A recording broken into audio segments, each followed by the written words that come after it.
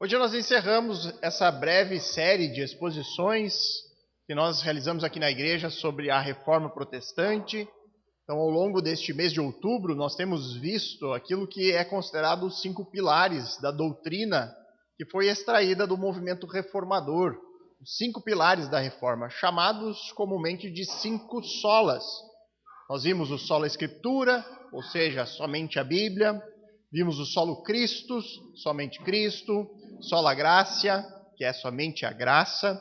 Sola Fide, somente a fé. E hoje veremos Soli Deo Gloria, somente a Deus glória. E existe, inclusive, um lema da Reforma que provavelmente foi criado bastante tempo depois, no século XVI, mas que se tornou conhecido como o lema deste movimento dos reformadores, que é Igreja Reformada sempre se reformando. E o que isso significa? Isso tem como base o entendimento muito por conta daquilo que foi produzido pelos reformadores suíços, em particular João Calvino e outros intelectuais da Reforma. Lá no século XVI e XVII, eles escreveram bastante coisas acerca da igreja, sobre a necessidade de reformar a igreja. E ali, nesses documentos, nós vemos eles expressando a sua consciência de que por causa do pecado, por causa dos efeitos do pecado em nós, seres humanos, a própria igreja ela tende a caminhar para a corrupção, ou seja, ela tende a se desviar dos princípios básicos e fundamentais da palavra de Deus. Foi assim ao longo da história. A gente observa isso na própria história da igreja, como diversas igrejas começam como um movimento bíblico e com o passar do tempo eles passam a se distanciar da verdade de Deus. É por isso que houve esse lema: Igreja reformada precisa estar sempre se reformando. Ou seja, nós temos que nos lembrar constantemente dessa tendência que nós temos de nos desviar da boa teologia. E nós temos que estar constantemente analisando a nossa piedade, analisando as nossas práticas e verificar se elas têm base bíblica. O que estamos fazendo aqui como igreja, como corpo de Cristo, como uma representação da igreja universal que nós não enxergamos, se nós, como igreja local, estamos praticando coisas e cultuando de uma maneira bíblica.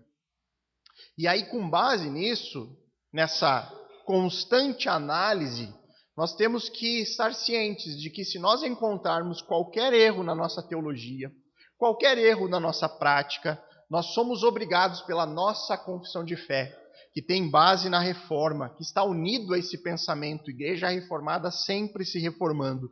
Nós temos a obrigação de ouvir o argumento a partir da palavra de Deus, de verificar, com base na palavra, se estamos realmente errados naquilo que entendemos da Bíblia ou naquilo que praticamos baseados na Bíblia.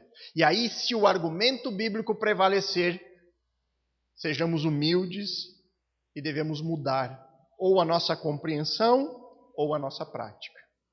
Isso significa igreja reformada, sempre se reformando. Então, o grande legado do movimento reformador é justamente pensar dessa forma, né, e crer nesses 5 pilares. Eles são fundamentais para a saúde da igreja e para a saúde da fé cristã. O povo de Deus, ele deve pregar e ensinar que a Bíblia é a palavra de Deus. Que é na Bíblia que nós encontramos a verdade absoluta do Senhor. Que ela é a nossa única regra de fé e de prática, seja na nossa vida particular, seja na nossa vida comunitária. Nós precisamos ensinar que nós temos que viver sempre orientados pela meditação e pela leitura na palavra de Deus. Devemos também comunicar, como povo de Deus, que nós adoramos somente a Jesus, que é o cabeça da igreja, que é o Salvador e Senhor das nossas vidas. E nós devemos dar toda a honra e glória e louvor a Jesus, o Cordeiro de Deus, que tira o pecado do mundo. Nós devemos ser sempre alimentados pela consciência da graça de Deus, que nós somos chamados para o seu reino através de um favor que nós não merecemos, que Deus em Cristo nos oferece salvação por meio da fé. E aí então, essa fé nos comunica que Deus ele fez tudo no nosso lugar. Ele nos amou com amor eterno. A reforma deixou esse legado muito claro de que nós somos salvos somente pela fé. Que não vem de nós qualquer tipo de mérito ou qualidade pessoal. A reforma, ela reafirmou a certeza na segurança desta salvação somente pela fé. Que nós devemos viver pela fé. Que nós devemos confiar na graça de Deus e no sacrifício de Jesus. Saber que esse sacrifício pagou o preço por nossos pecados. Que o sacrifício nos absolveu da nossa condenação eterna. Nos livrou da ira vindoura. Nos livrou da ira do Senhor e nos redimiu por completo. E hoje nós veremos aqui o ponto final dessa teologia reformada. Que a glória de tudo isso que nós falamos aqui pertence somente a Deus. O Senhor não divide a sua glória com ninguém. E a reforma relembrou os cristãos de que nós fomos criados para a glória de Deus. E que nós devemos viver apenas para a glória de Deus. Por isso eu peço que você abra a sua Bíblia em 1 Coríntios, capítulo 10.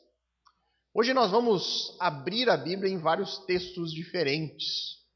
Não será a exposição em um único texto, mas será a exposição de vários versículos.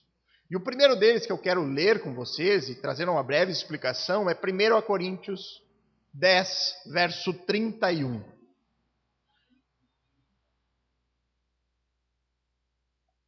1 Coríntios, capítulo 10, verso 31. Diz o texto: portanto, se vocês comem ou bebem ou fazem qualquer outra coisa, façam tudo para a glória de Deus. Então, nesse texto aqui, Paulo, ele está exortando os irmãos da igreja de Corinto a viverem a sua vida para a glória de Deus. Ele diz que a gente deve fazer isso das atividades mais simples do dia a dia até as mais complexas. Glorificar a Deus até mesmo em um ato singelo de tomar um gole de água. Nós devemos fazer isso para a glória de Deus. Nós devemos comer para a glória de Deus. Nós devemos fazer todas as coisas de tal maneira que exalte a bondade, a misericórdia do Senhor e a graça do nosso Deus. Então, de acordo com as Escrituras, e esse não é só o único texto sobre isso, existem vários e nós veremos outros, mas de acordo com as Escrituras, exaltar a glória de Deus deve ser o nosso maior propósito nessa vida. Deve ser o nosso objetivo. Nós devemos viver, fazer tudo, das coisas mais simples às coisas mais complexas, para a glória de Deus. Mas aí entra uma pergunta que não quer calar. O que é a glória de Deus? O que glória significa biblicamente? O que nós queremos dizer? O que a Bíblia quer dizer quando ela fala de glória de Deus? Se nós temos que viver para a glória de Deus, eu preciso saber o que é isso. E aí eu pergunto, você saberia dizer o que significa viver para a glória de Deus? Ou o que significa glória de Deus? Ao longo da semana eu fiz uma enquete lá em casa. Perguntei para as minhas meninas o que era a glória de Deus. Foi interessante ouvir as respostas, porque é extremamente difícil. Eu diria até que é impossível nós definirmos essa expressão com palavras. Existem certas expressões bíblicas, certas palavras que nós temos dificuldades de explicar o que significam. E aqui eu vou dar um exemplo bem simples do nosso cotidiano. Você conseguiria definir com palavras o termo beleza?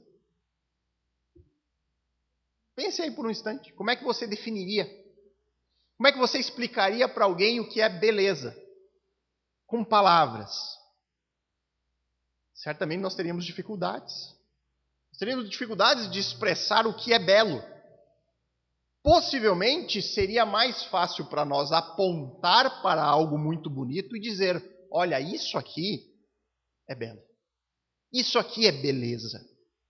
Se nós olhássemos juntos para uma paisagem maravilhosa, sabe aquele pôr do sol lindo, de frente para o mar? Se nós estivéssemos juntos olhando essa paisagem, eu poderia dizer para vocês, olha, está aqui, ó. Isso aqui é beleza. Isso aqui é belo. E todos nós entenderíamos, realmente, isso é beleza.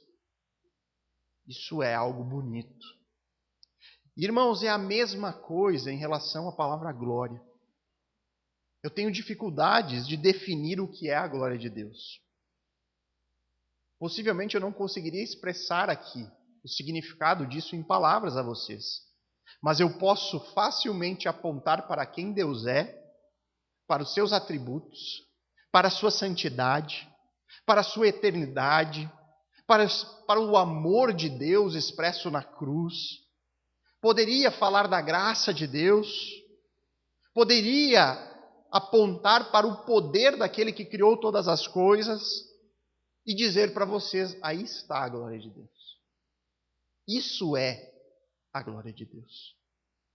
A glória de Deus nada mais é do que a manifestação da sua santidade, a manifestação do seu caráter, dos seus santos atributos. A glória de Deus é a manifestação da beleza de quem Deus é. As belezas de um ser que é perfeito. Lembram o que diz o primeiro versículo do Salmo 19? Os céus proclamam o quê? A glória de Deus. Você olha para o céu, para a criação, e você não tem uma definição da glória em palavras. Você tem uma demonstração visual do que é a glória de Deus. Você olha para a criação e vê, Deus é glorioso. Olha o que Ele fez. Olha a perfeição de tudo que Ele criou. Olha a maravilha da obra deste que é o Deus Criador do universo. E aí você se humilha diante da glória de Deus. E a Bíblia diz que nós fomos feitos para isso. Feitos para a glória de Deus. E o que isso quer dizer então? Tendo entendido mais ou menos o que é a glória de Deus, o que significa dizer que somos feitos para isso?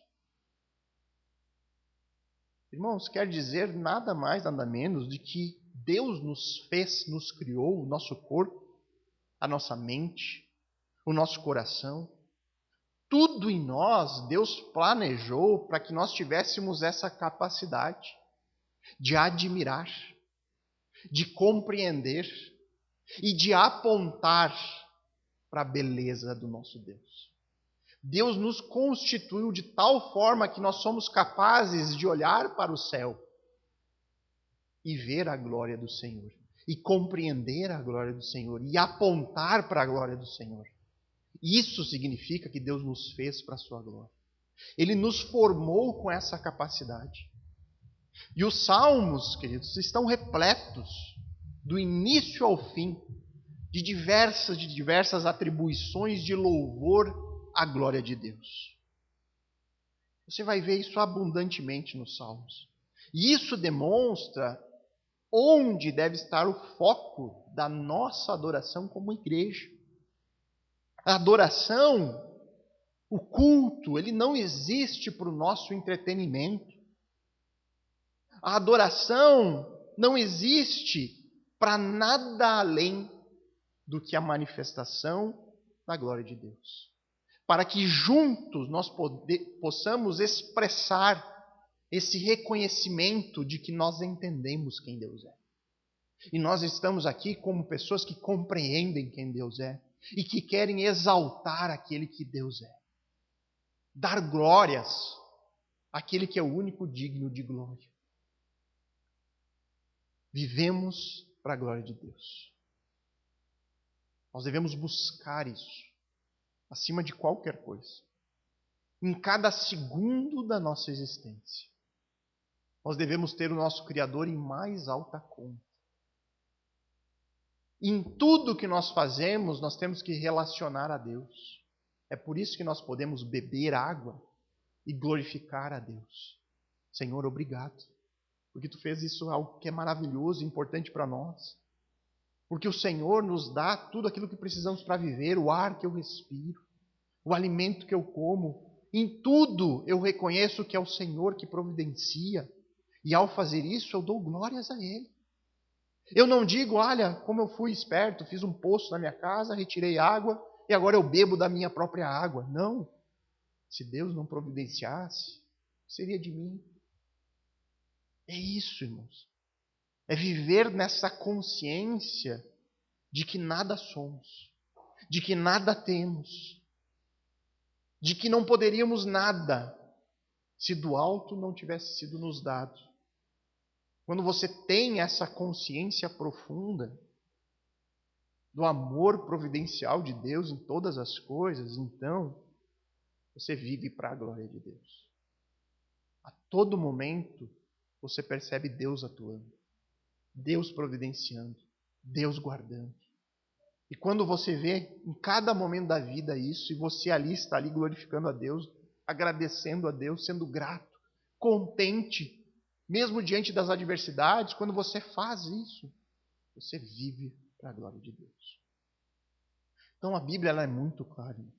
Devemos viver para dar glórias ao nosso Criador. E aqui eu selecionei 3 formas que nós devemos fazer isso. E aí nós veremos 3 textos bíblicos para tratar cada um dos pontos. Nós devemos dar glórias a Deus de pelo menos 3 formas. Primeiro, dar glórias a Deus por meio da maneira de pensar. Abram suas Bíblias em Romanos 12. Romanos 12, verso 1 e 2.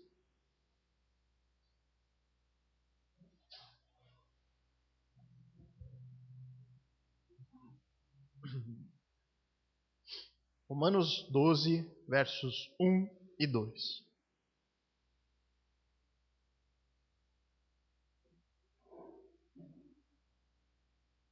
Diz a palavra do Senhor: portanto, irmãos, pelas misericórdias de Deus, peço que ofereçam o seu corpo como sacrifício vivo, santo e agradável a Deus. Este é o culto racional de vocês. E não vivam conforme os padrões deste mundo, mas deixem que Deus os transforme pela renovação da mente, para que possam experimentar qual é a boa, agradável e perfeita vontade de Deus. Então, nesse texto, o apóstolo Paulo, que é o autor da carta aos Romanos, ele está aqui dando uma exortação aos irmãos da igreja de Roma a oferecerem os seus corpos como sacrifício a Deus. E é claro, irmãos, que Paulo aqui não está falando de oferecer carne e sangue, o seu próprio corpo como sacrifício conhecido pela lei mosaica, né? Você vai lá e entrega, se mate lá na presença do Senhor. É óbvio que não. Paulo está falando aqui de corpo no sentido da pessoa por completo. A totalidade daquilo que nós somos. Paulo está dizendo, olha, nós devemos entregar todo o nosso ser a Deus. É uma consagração sem restrições. Você tem que dedicar a Deus o seu coração, a sua mente, as suas vontades, as suas palavras, as suas ações. Tudo o que você possui, tudo aquilo que você faz, tem que ser uma oferta agradável a Deus. Tudo deve ser feito levando Deus em consideração. Seu coração tem que estar devoto a Deus. A sua mente tem que pensar levando Deus em consideração. As suas vontades têm que estar submissas a Deus. As suas palavras precisam ter na sua fonte o próprio Deus. Tudo. E aí Paulo acrescenta que fazer isso, se entregar completamente para o Senhor, é o único culto lógico, o único culto racional que nós podemos prestar a Deus. É a consequência lógica de quando você compreende que Jesus é Senhor. É isso que ocorre. Se você compreendeu que Jesus é Senhor, Ele é o dono da sua vida, o que você pode fazer se não viver para a glória de Deus? Se não se entregar completamente àquele que é o seu dono. Então, quando você entende tudo aquilo que nós temos visto aqui ao longo deste mês, quando você entende que nós jamais seríamos capazes de conhecer a Deus ou de conhecer a nós mesmos se Ele não tivesse revelado a nós pela Escritura. Então você entende que se não fosse a Escritura, a revelação de Deus, nós sequer saberíamos que somos pecadores. Que a salvação da nossa condenação eterna, que paira sobre cada um de nós, a salvação é providenciada somente por Cristo. É um ato gracioso, de oferta amorosa, e que isso depende apenas da fé. Eu não preciso fazer nada. Eu não preciso ter que construir um caminho com as minhas próprias mãos. Deus providenciou tudo. Quando você entende essas coisas, que não há mérito em nós, mas que tudo que nós temos é um ato divino de graça, o que nós poderíamos fazer em resposta? Se não nos entregarmos completamente àquele que nos amou e nos salvou. O tamanho da misericórdia divina nos chama a isso. Nos chama a essa resposta de dedicação, de compromisso sem restrições. Ah, não, mas essa parte da minha vida eu entrego a Deus. Mas essa parte aqui não. Isso aqui, as coisas que Deus fala sobre negócio, sobre empresa, aí eu iria falir se eu seguisse a Deus. O crente que faz concessões, ele negocia. Ele ainda não entendeu quem Deus é. E aí ele vive com o pé em dois mundos. Não é o que Paulo diz que nós devemos fazer. Nós devemos nos dedicar por inteiro. Não há separação. É toda a nossa vida entregue a Deus. E isso não porque Paulo está mandando. Isso ocorre por amor, por gratidão, pelo entendimento correto que eu tenho acerca de Deus e daquilo que Ele fez por mim. Então aqui nesse primeiro versículo de Romanos 12, nós temos o alvo de todo crente. Uma entrega voluntária e completa a Deus. Mas Paulo, ele não fala só o alvo do crente e sai, e vai embora. No verso 2, ele nos diz como chegar nesse alvo. Como conquistar, como conseguir se entregar completamente a Deus. Eu creio no imenso amor do Senhor. Eu creio no que Cristo fez por mim na cruz. Eu quero entregar minha vida para Ele, mas como eu faço isso? O que eu tenho que fazer de maneira prática? O verso 2, Paulo ele mostra como fazer isso. Ele diz o que nós devemos evitar e o que nós devemos fazer para chegar nesse objetivo.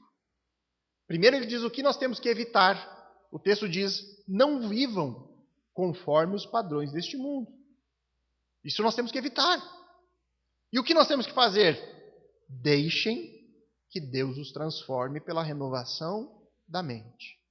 Então, para eu poder me entregar completamente, para que a minha vida realmente renda glórias a Deus, eu preciso passar por uma transformação de uma maneira geral. E essa transformação, ela tem início na maneira de pensar. É a implicação do texto aqui. E nós temos que concordar, irmãos. Nós, seres humanos, somos extremamente influenciáveis. É a profissão do momento. Influenciadores. Nós somos influenciáveis, nós somos moldados por meio de influências que nós sofremos ao longo das nossas vidas. Nossa família, nossos amigos, as pessoas ao nosso redor têm o poder de nos influenciar. O próprio apóstolo Paulo, ele vai falar lá em 1 Coríntios 15:33, que as más companhias corrompem os bons costumes. Ou seja, ele está falando de influência, do poder da influência. Ele diz, uma má influência tem o poder de corromper as coisas boas da vida de alguém. Nós temos até um ditado popular que fala sobre isso, né? Me diga com quem andas e direi quem tu és. Por quê? Porque há uma influência direta. E aqui em Romanos, Paulo ele fala de duas forças influenciadoras que competem pela nossa mente. De um lado você tem a força do mundo. E o que ele quer dizer com o mundo aqui? Ele está dizendo sobre um padrão de conduta que não leva Deus em consideração. O mundo que pensa longe de Deus, longe da sua palavra, que faz tudo aquilo que acha por bem fazer. E do outro lado, nós temos a força do padrão de Deus. É a força do próprio Senhor, que deseja renovar a nossa mente com o seu santo padrão. O mundo vai diariamente nos oferecer coisas para nos trazer algum tipo de prazer. Diariamente o mundo vai tentar sequestrar a nossa mente e o nosso coração. Eu vou dar um exemplo bem comum aqui no nosso contexto brasileiro, o futebol. Existe algum problema em gostar de futebol? Não, eu gosto. O problema é que o esporte em si, que não tem nada de errado, pode vir e roubar o meu coração. Pode vir e dirigir a minha vida. E aí, sem eu nem perceber, eu me vejo gastando muito do meu tempo, muito da minha energia, até mesmo os meus recursos, aquilo que Deus me dá, com algo que não tem um valor eterno. No Brasil, irmãos, pessoas são mortas por causa de futebol. Violência nos estádios, briga entre torcidas. Isso significa que o esporte, que não tem nada de ruim, mas ele cooptou completamente a mente e o coração daquela pessoa, de tal forma que ela está disposta a matar e morrer por aquilo. Se eu gasto tempo com isso, ou com qualquer outra atividade que nós chamamos de secundária, se nós gastamos tempo demais com outras coisas, aí você pode encaixar o que você quiser, qualquer hobby, videogame, celular, rede social. Eu gasto tempo com isso e eu acabo negociando, ou no mínimo deixando em segundo plano coisas que aos olhos de Deus são muito mais importantes e agradáveis. Nós vivemos dizendo que o nosso dia é curto demais. 24 horas parece que não está sendo suficiente. Mas dentro dessas 24 horas, quanto tempo eu gasto com coisas que não edificam? E aí nós deixamos de lado a família, a edificação pessoal, a igreja, missões, discipulado e tantas outras coisas que trazem edificação e que têm valor, que não se perde, que é eterno. Então a principal razão de que Paulo aqui está advertindo os leitores a não se deixar moldar por esse padrão de comportamento de uma era má, é que o nosso principal alvo, como pessoas criadas por Deus, jamais deveria ser viver só para nós mesmos, só para satisfazer os nossos desejos. Nós deveríamos viver sempre como alvo a glória de Deus. Fazer tudo para a glória de Deus. Das coisas mais simples até as coisas mais complexas. Então o que nós devemos fazer de acordo com Paulo? Deixar que Deus nos transforme.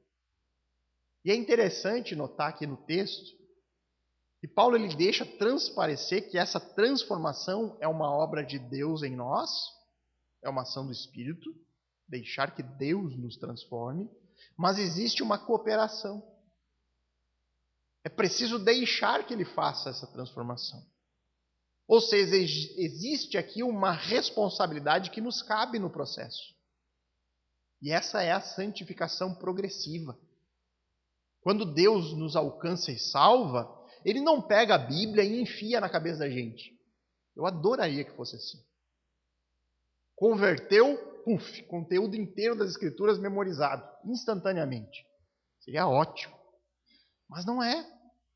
Para mim crescer em conhecimento, eu tenho que me dedicar. Eu tenho que ler. É um processo dolorido muitas vezes. Cansativo muitas vezes.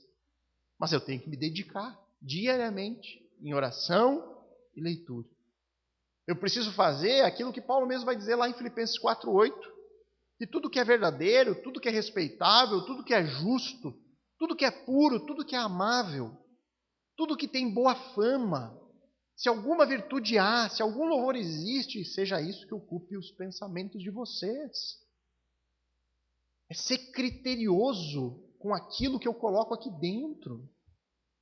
Como eu tenho me alimentado? Como eu tenho alimentado a minha alma? Com a opinião do mundo? Com Com os conselhos do mundo? Com o conselho da rede social, das séries, dos filmes? Ou com a palavra de Deus? Esse é o ponto. É aí que ele diz que a consequência desse processo de transformação, quanto mais você conhece a Deus pela sua palavra, o que vai acontecer se nós deixarmos Deus nos transformar? Nós poderemos experimentar qual é a boa, agradável e perfeita vontade de Deus. Essa é a consequência. E isso, irmãos, é uma promessa de sucesso? Será que Paulo está dizendo aqui que só coisas boas e agradáveis vão acontecer na nossa vida se nós deixarmos Ele nos transformar? Não, óbvio. Nós vivemos em um mundo caído. O sofrimento vai continuar. As doenças vão continuar batendo na porta do nosso lar. Sempre. Isso vai continuar acontecendo. Podemos perder o emprego, podemos perder a estabilidade, podemos perder a paz do nosso país, podemos começar a viver guerras. Não é isso que o texto está dizendo. Não é esse tipo de algo bom, agradável e perfeito que Deus está nos prometendo, a ausência de dificuldade. Não. Significa que quanto mais nós conhecemos a palavra, quanto mais eu renovo a minha mente com a mente de Deus, mais condições eu tenho de encarar o sofrimento com alegria. Esse é o ponto.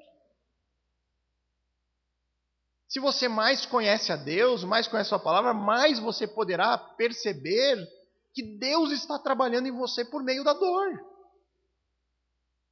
Eu sei as promessas. Eu sei o que me espera na minha verdadeira vida. Então, quanto mais eu conheço, mais eu posso ver que o sofrimento que eu estou passando no dia é, na verdade, uma obra de Deus em mim. Que Deus está me aperfeiçoando por meio daquilo. E aí então eu posso ser feliz. Eu posso ver na provação a perfeita vontade de Deus para a minha vida.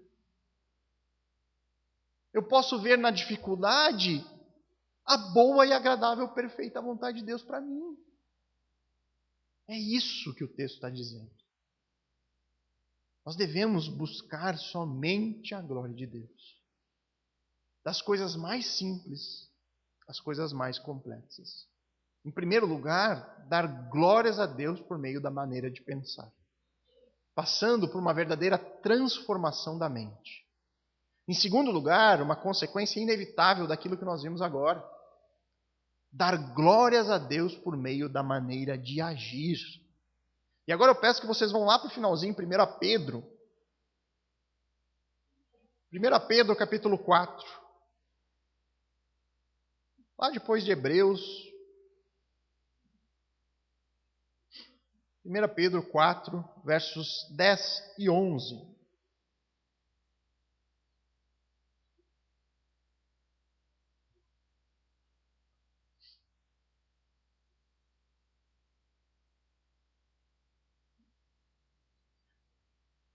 Pedro, capítulo 4, versos 10 e 11. Ele diz ali: sirvam uns aos outros, cada um conforme o dom que recebeu, como encarregados de administrar bem a multiforme graça de Deus. Se alguém fala, fale de acordo com os oráculos de Deus. Se alguém serve, faça-o na força que Deus lhe dá, para que em todas as coisas Deus seja glorificado, por meio de Jesus Cristo, a quem pertence a glória e o domínio para todos sempre. Amém. Queridos, o pastor Adriano já expôs esse texto aqui na igreja, e quem quiser uma exposição mais detalhada, tem lá o videozinho gravado, é só encontrar lá no canal da igreja no YouTube. Eu gostaria de trazer uma visão mais geral, com foco na parte final aqui do verso 11, para que em todas as coisas Deus seja glorificado, por meio de Jesus Cristo, a quem pertence a glória e o domínio para todos sempre. Amém. Nesse texto, Pedro aqui, ele informa que cada crente, cada membro da comunidade cristã, cada pessoa convertida, recebe dons, recebe habilidades especiais da parte de Deus. Esses dons, de acordo com o texto, são recebidos gratuitamente. Deus nos dá, conforme a necessidade que Ele mesmo determina. Por isso, esses dons, eles não pertencem a nós mesmos. eles não são para o nosso proveito. Eles são dados para que sejam usados em favor do próprio reino de Deus no mundo. Nós somos colocados aqui como meros administradores dos bens de Deus. E é por isso, porque nós só administramos coisas que não são nossas, que nós devemos ser fiéis no uso daquilo que Deus nos dá. Se Deus me deu o dom de ensino, uma capacidade, especial de transmitir a doutrina bíblica de uma maneira lógica, clara, fazer com que as pessoas entendam as verdades do Evangelho, eu não posso pegar esse dom de ensino que Deus me deu e me trancar em casa e ficar lá me ensinando a mim mesmo. Se Deus me deu, eu tenho que usar em favor do reino, em favor da proclamação do Senhor neste mundo. Eu tenho que usar em serviço dos outros. E aí o texto diz que Deus dá uma diversidade de dons. E eles são feitos e são dados para nutrir o corpo, para edificar a igreja. Esta é a multiforme graça de Deus. O Senhor vai administrando com sabedoria os dons e vai distribuindo de uma forma que a igreja possa crescer de maneira saudável. E aí Deus nos chama a agir, a servir. E isso, o nosso serviço a Deus, tem um objetivo maior, a própria glória de Deus.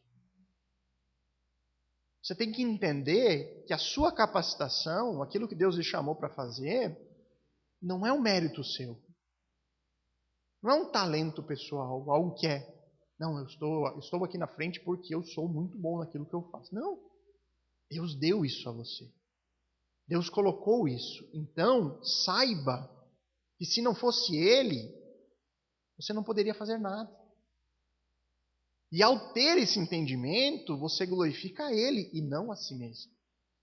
É por isso que ele diz, se alguém fala, e aqui parece que Pedro ele divide os dons em dois grupos, O grupo dos que falam e o grupo dos que servem. E aí ele diz, os que falam devem falar de acordo com a palavra, com os oráculos de Deus. Se alguém serve, façam na força que Deus dá. Ou seja, aquilo que eu falo não vem de mim. Eu tenho que falar aquilo que Deus fala na sua palavra. Eu não tenho autorização para falar as minhas ideias, as minhas opiniões, aquilo que eu acho. Mas apenas transmitir os oráculos, a palavra do Senhor. Da mesma forma que aquele que serve, ele não pode depender das suas forças. Ele tem que entender que a sua força em servir vem de Deus. E aí, quando nós fazemos isso, nós estamos olhando para o alvo certo. Crendo que se eu falo, eu tenho que falar na dependência de Deus, por meio da palavra e do Espírito. Se eu sirvo, eu tenho que fazer isso sabendo que eu sou suprido por Deus em força. E aí, quando o meu olhar está voltado não para mim mesmo, para as minhas capacidades, mas na confiança de que Deus sustenta todas as coisas, a consequência é que Ele é glorificado e não nós. Deu para entender? Parece uma metralhadora, falando. Esse é o ponto, irmãos. É o olhar no lugar certo. É tirar o olhar de nós mesmos. É saber que aquilo que Deus me chamou para fazer não vem de mim, mas foi Deus que colocou. É uma obra dele e não minha. Deus supre todas as nossas necessidades. E quando nós entendemos isso, nós glorificamos a Ele. É aquilo que Paulo também vai dizer lá em Romanos 36, na doxologia que ele faz lá. Ele diz, porque dele, e por meio dele, e para ele, são todas as coisas. A ele seja a glória para sempre. Isso é uma doxologia, uma expressão de louvor.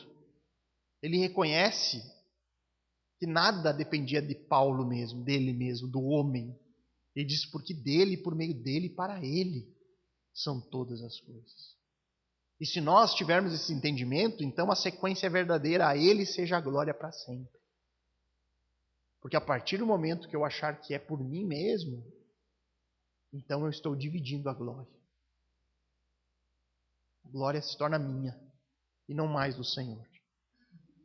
Então nós temos que glorificar a Deus por meio da maneira de agir.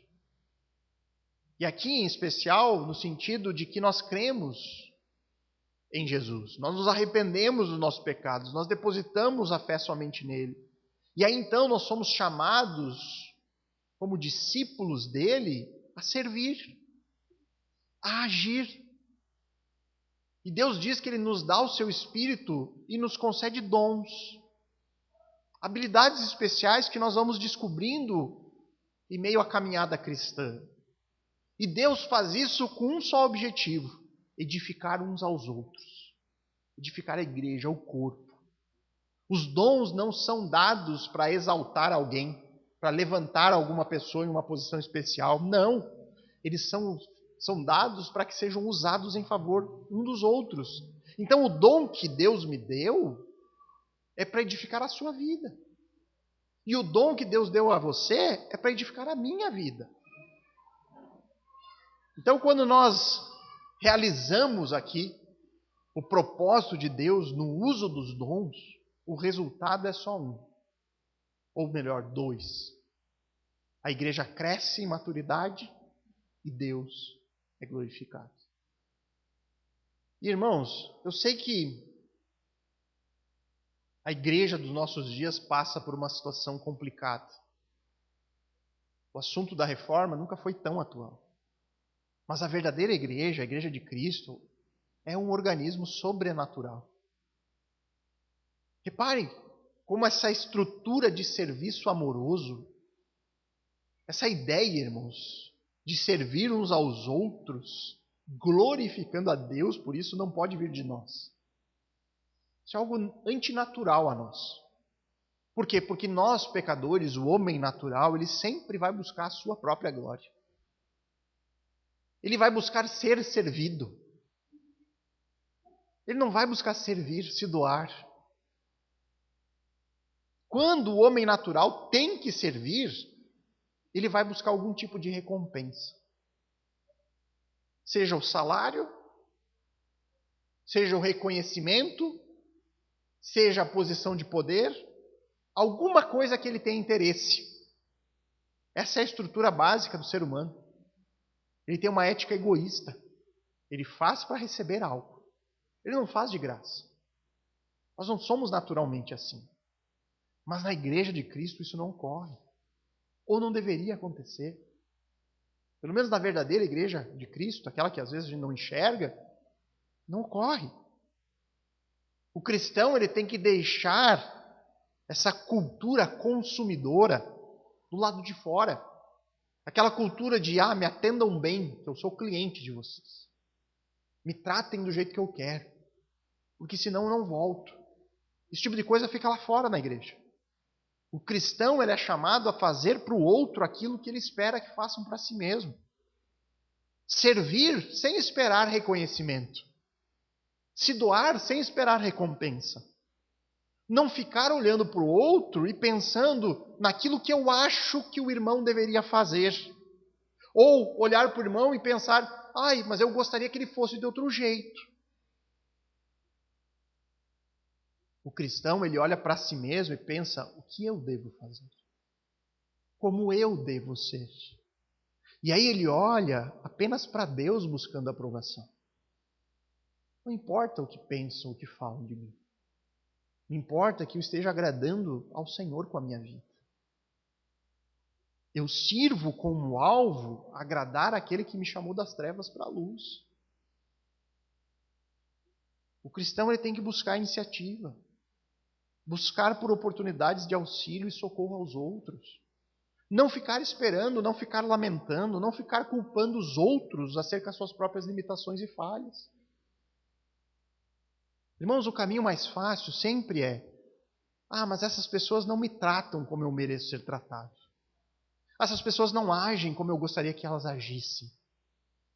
Entre tantas e tantas e tantas outras desculpas que muitas vezes o ser humano vai dar para justificar a sua falta de compromisso com o corpo.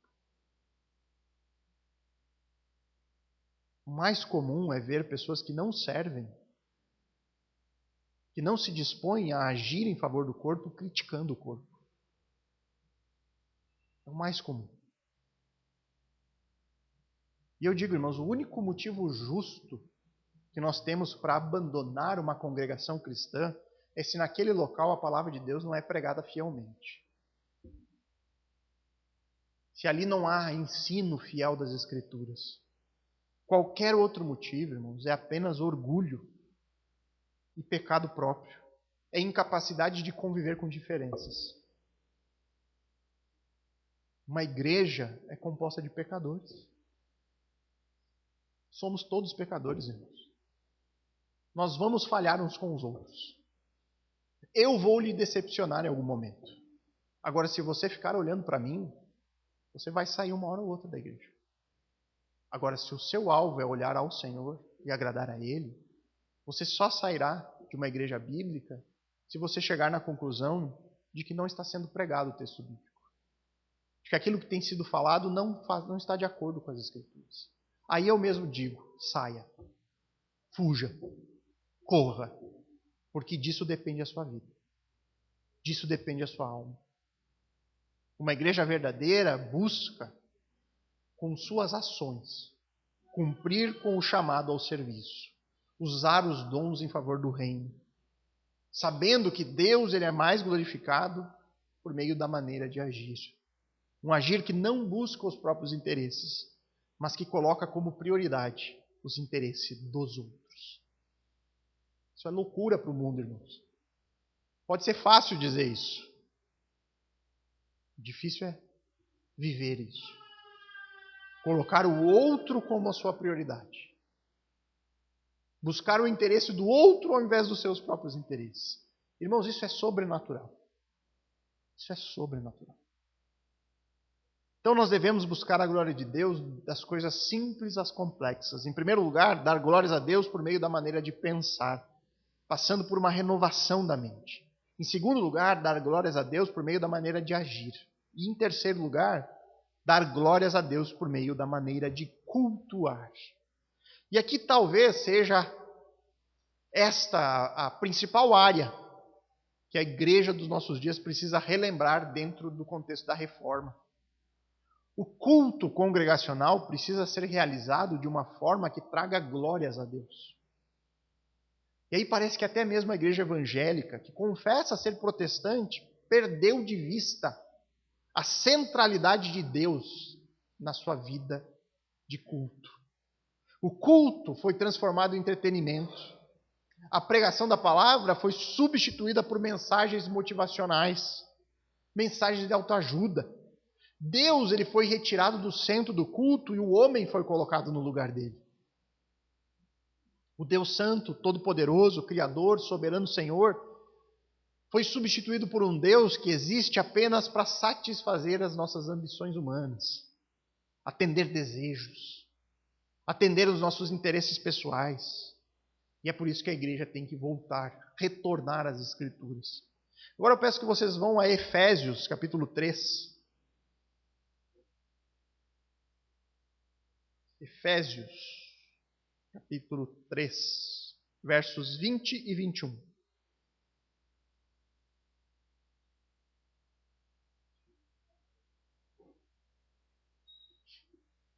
Efésios 3, versos 20 e 21.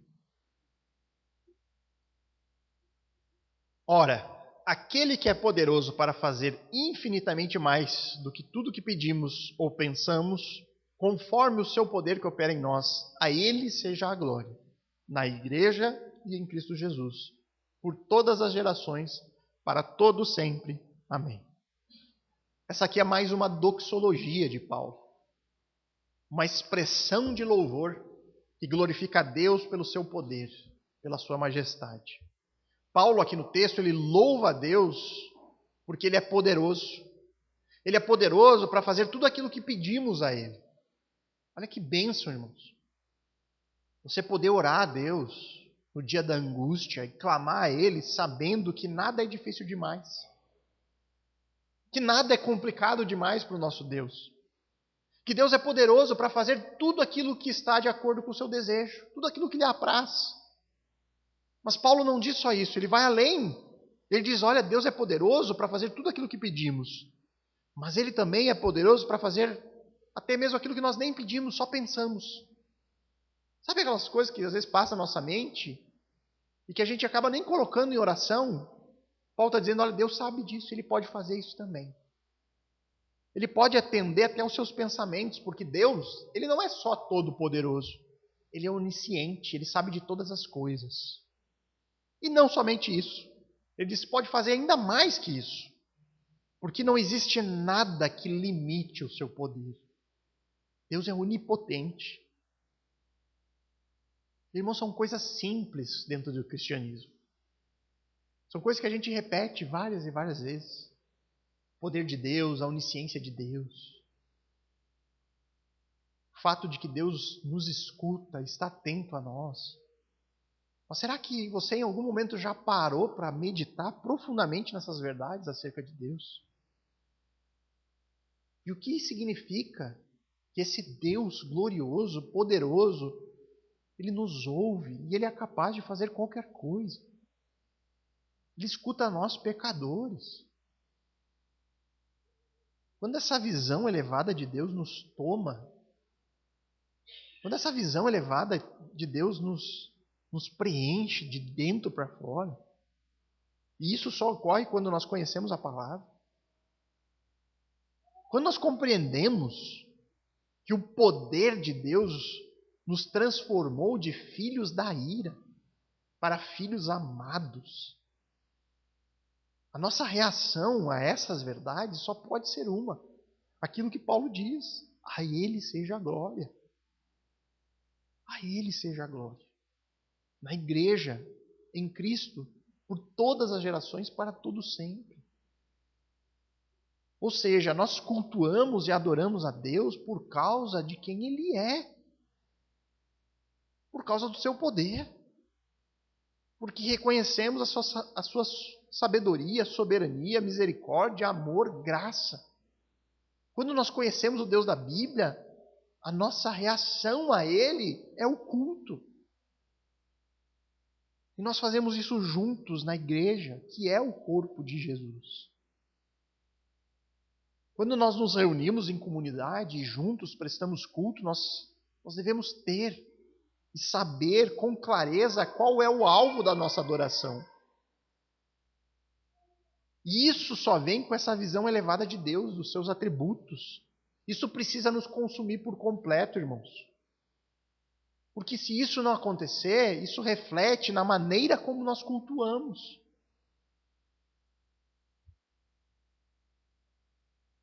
E aqui da frente, irmãos, eu observo cada expressão. Eu observo cada um. E aí muitas vezes eu vejo pessoas dispersas. Vejo o jovem levantando 17 vezes para tomar água. E aí sabe que num momento até pode vir uma justiça de, Senhor, poxa.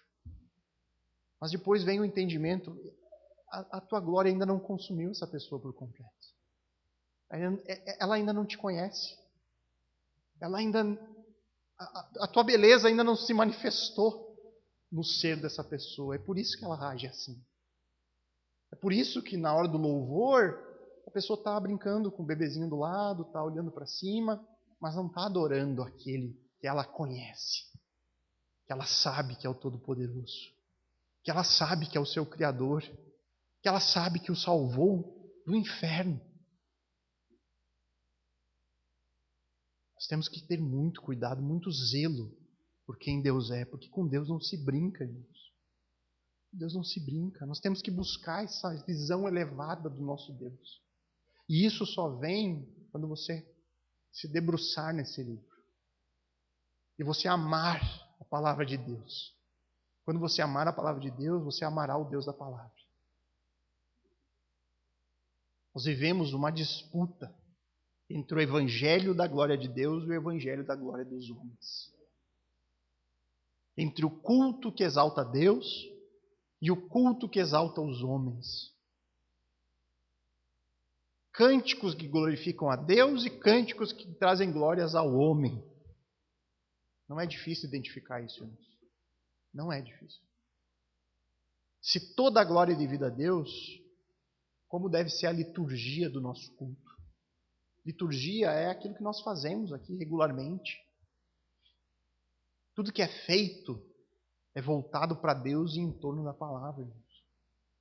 Você vai, muitas vezes, encontrar em igrejas locais coisas diferentes na liturgia. A maneira do culto sendo diferente, a forma, a maneira de conduzir, a organização do tempo, a ordem que as coisas são feitas.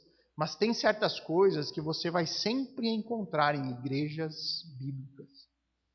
Em igrejas que realmente buscam a glória de Deus. Tudo no culto congregacional da igreja genuína coloca a palavra no centro. Por quê? Porque nós cremos que as Escrituras é a única base de fé e prática. Então, se a igreja tem as suas bases firmadas no sola Escritura, no seu culto você vai encontrar a palavra sendo lida. A Bíblia sendo aberta e sendo lida. Você encontrará a palavra sendo orada. Orações bíblicas. Tem como base as Escrituras. Você encontrará a palavra sendo cantada. Os cânticos têm fundamento bíblico. Você aprende teologia por meio daquilo que você canta. E você verá também a palavra sendo pregada. Tudo em torno da palavra. Se nós mantivermos a liturgia da nossa igreja nesses elementos, nós podemos estar tranquilos e ter a certeza de que Deus está sendo glorificado. Porque em tudo é feito para exaltar a Ele e a Sua palavra. Não há como glorificar a Deus se o nosso culto for reduzido a entretenimento. Olha, irmãos, agora no culto teremos um momento de teatro. Teremos dança agora no culto. De que forma que dançar vai glorificar a Deus e a Sua palavra?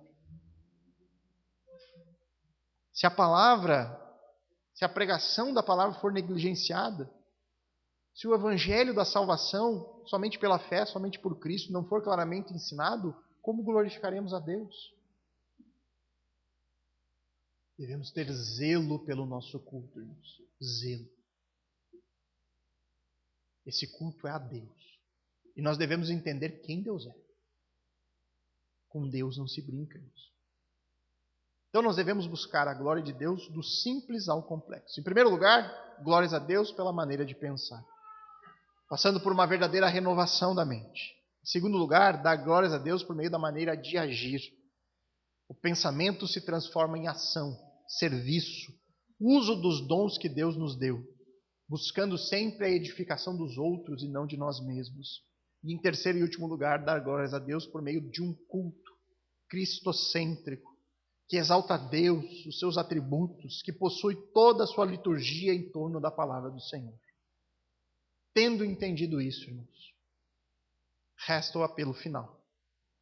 Se Deus o alcançou, se você já foi convencido pelo Espírito Santo, se você já se arrependeu dos seus pecados, se você é crente, já depositou a sua confiança em Jesus somente, o único e suficiente Salvador, então saiba que você foi salvo para a glória de Deus. E o que isso significa? Que a sua salvação é uma demonstração visível da glória do Senhor. É a manifestação visível de um Deus amoroso e misericordioso que salvou pecadores. A sua salvação aponta para a glória de Deus. Aponta para a graça do nosso Senhor. E aí então você é chamado a se entregar por completo. Se entregar por inteiro, a sua vida inteira, àquele que lhe alcançou e lhe redimiu. Paulo diz, é um sacrifício vivo, é uma oferta agradável a Deus. Você é chamado a servir aos seus irmãos cristãos. Você é chamado a ser um missionário, onde quer que você esteja. Você não precisa ter um chamado específico de ir para outro lugar. Você é um missionário de Deus onde você está hoje, no meio da sua família, no meio da sua escola, no meio do seu trabalho. Em todos os lugares você é chamado para demonstrar a glória daquele que o salvou. Proclamar as virtudes daquele que nos criou, nos amou e nos resgatou. Tudo para a glória de Deus. E caso exista alguém aqui, irmãos, que ainda não se entregou ao Senhor, que ainda não dedicou a sua vida ao altar de Cristo, esse é o momento, irmãos. Agora é a hora. Ore a Deus no seu lugar. Peça que o Senhor faça morada em você, que lhe conceda o seu espírito, que lhe convença do pecado, da justiça, do juízo. Creia em Cristo. Seja salvo hoje mesmo e passe então a viver para a glória de Deus. E nós, como igreja, sejamos sempre uma igreja reformada, sempre se reformando. Que a gente possa constantemente revisitar os pilares da reforma protestante. Se você não souber no céu, irmão, decora os 5 solas, você vai passar vergonha.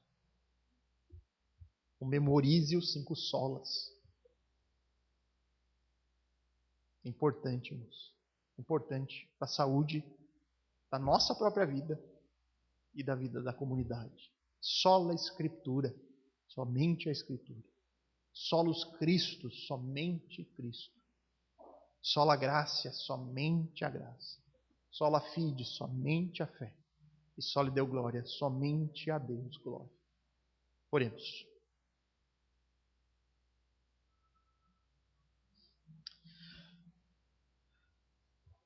Bondoso Deus, amado Pai, glorioso Senhor. Podemos aprender hoje um pouco mais, Senhor, do seu chamado a nós, dos motivos pelo qual o Senhor nos criou e especialmente o motivo pelo qual o Senhor nos resgatou de um mundo mau. Podemos aprender aqui que nós fomos chamados para refletirmos, vivermos e comunicarmos a Tua glória. Apontarmos para o Deus maravilhoso, gracioso, misericordioso que o Senhor é. Somos chamados a anunciar esse Deus pelo mundo. Somos chamados a render culto a Ti, Senhor. Não da nossa própria maneira, porque o Senhor jamais ensinou isso, mas da maneira que o Senhor estipulou que nós fizéssemos. Pai, nós sabemos da realidade de tantas e tantas igrejas que nascem, Senhor, em caminhos bíblicos, e que com o passar do tempo, por causa do pecado que há em nós, Senhor, se desviam da Tua verdade. E eu peço, Pai, que não seja assim conosco, que não seja assim nós individualmente, também como vida comunitária, mas que o Senhor nos dê um espírito zeloso pela Tua palavra, temente ao Senhor. Que o Senhor nos guarde e não deixe que a gente se desvie nem 1 centímetro do Teu caminho estreito. Nos disciplina se for necessário, Pai. Mas nos mantém, Senhor, humildes, reverentes à Tua palavra, dedicados em aprender, em compreender, mesmo nas dificuldades. Nós sabemos que não é fácil, Pai. Mas nos dá a força necessária, nos dá o desejo necessário para que possamos fazer aquilo que Paulo nos exorta. Entregarmos a nossa vida por completo, sem concessões, sem negociações, mas toda a nossa vida entregue ao Teu altar. Obrigado, Pai, pelo Teu Filho que morreu por nós na cruz. Obrigado pela Escritura, Senhor, que nós temos uma fonte segura. Obrigado, Senhor, pela Tua graça, pelo Teu favor imerecido que nos resgatou enquanto pecadores. Obrigado, Senhor, porque é somente pela fé, porque se dependesse de nós estaríamos perdidos. E obrigado, Senhor, por abrir o nosso entendimento para isso, para que aí sim possamos dar toda a honra e glória ao Senhor. Amém.